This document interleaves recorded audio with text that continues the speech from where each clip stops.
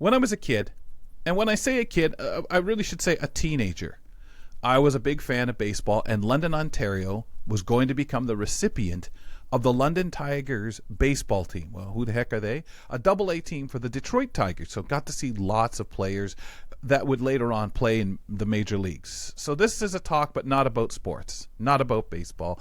It's about blindness. I remember sitting at a game one day, and one of the dreams I always had was to be a color commentator, sit up in a broadcast booth and comment on the game. So many of you watching saying, how's a blind guy commenting on a game? Not really sure I had that answer. So my goal was to be on air at a local broadcast station and just announce songs. That's what I had envisioned, but I still was a big sports fan, and I loved going to these games. I'd sit up by the press box, right in front of it, and I'd listen to the visiting announcers tell us what was going on. And I'd laugh and yell and cheer for the London team and figure that was being carried back to the home community, and I'm sure those fans there listening in loved the London fan booing their team.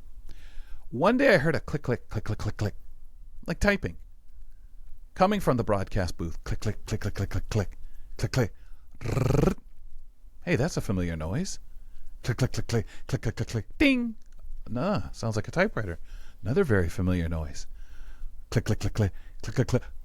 Hold it. That's a brailler. That's a brailler. And I figured this out about the 7th inning.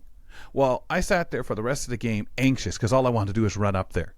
When the game finished, I did just that. Went up the few steps around the corner and knocked on the broadcast booth door. And a guy came to me and said, yeah. And I said, sir, this is going to sound silly, but did I hear a brailler? And the guy laughed. He said, you sure did.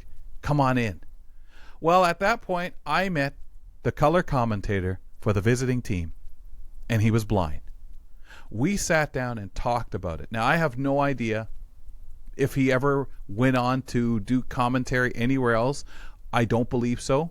I tried to pay attention and didn't hear his name ever anywhere else. But I met someone living one of the dreams that I've had. Now, I've been very lucky all my life to live out so many different dreams involving my wants to be on air.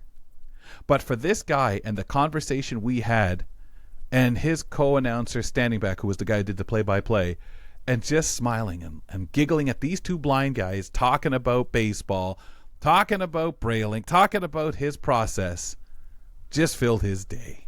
And mine too.